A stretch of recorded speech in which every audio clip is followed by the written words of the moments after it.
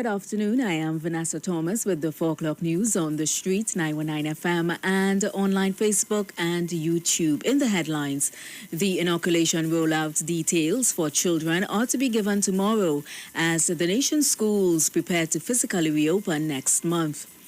The National Flour Mills says they are unable to keep flour prices stable despite global higher wheat prices. News outside of Trinidad and Tobago, power outages hit Dominican Republic as a tropical storm Fred weakens. And now the news in detail. Education Minister Nyan Gatsby-Dolly says the ministry would be in touch with the principals and the public tomorrow with details of the inoculation rollout for secondary school students aged 12 and over. Gatsby-Dolly says the ministry is happy that children in Trinidad and Tobago now join adults in having access to getting inoculated. This morning, 370 doses of the WHO-approved Pfizer shot arrived into the country. It's the only shot approved to be given to children 12 years and older. National Flour Mills says it has been able to keep its flour prices stable despite higher global wheat prices. In a report, the state-owned company said the average price of wheat rose from US $5.49 per bushel in 2020 to US $7.27 in 2021. It said that sales and distribution, which includes promotion, packaging, warehousing, storage, and delivery, also went up from 17 million to 19 million. While the National Flour Mills profits were declining, the retail price of flour remained the same. According to the Ministry of Trade's report on supermarket prices, there was even a slight reduction.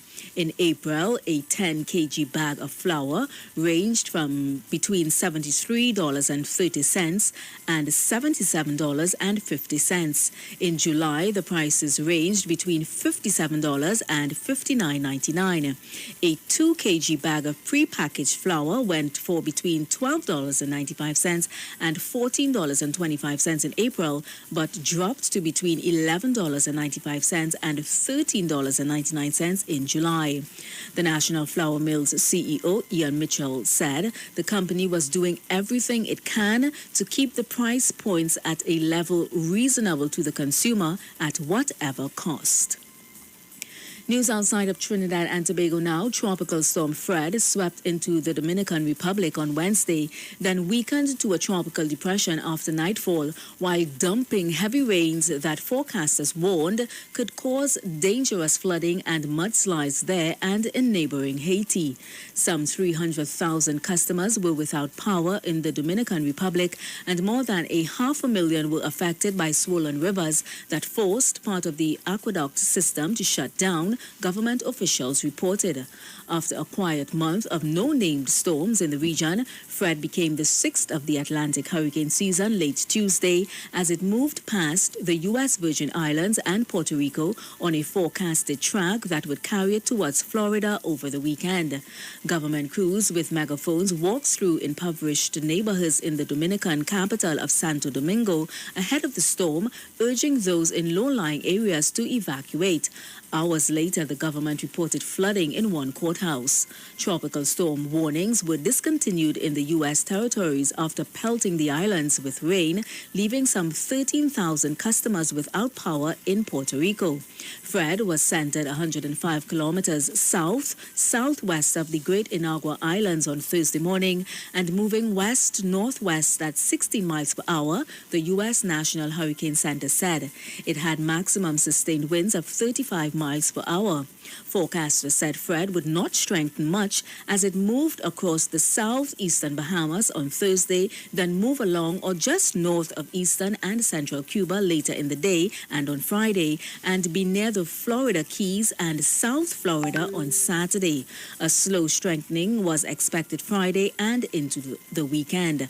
People in Florida were urged to monitor updates. And that was the 4 o'clock news on the street, 919 FM, and online Facebook and YouTube. Recapping the headlines, the inoculation rollout details for children are to be given tomorrow as the nation's schools prepare to physically reopen next month. The National Flour Mill says it is able to keep flour prices stable despite global higher wheat prices. And news outside of Trinidad and Tobago, power outages hit Dominican Republic as Tropical Storm Fred weakens. Do enjoy your afternoon and continue to be safe. I am Vanessa Thomas. Aisha Wells, she's up next.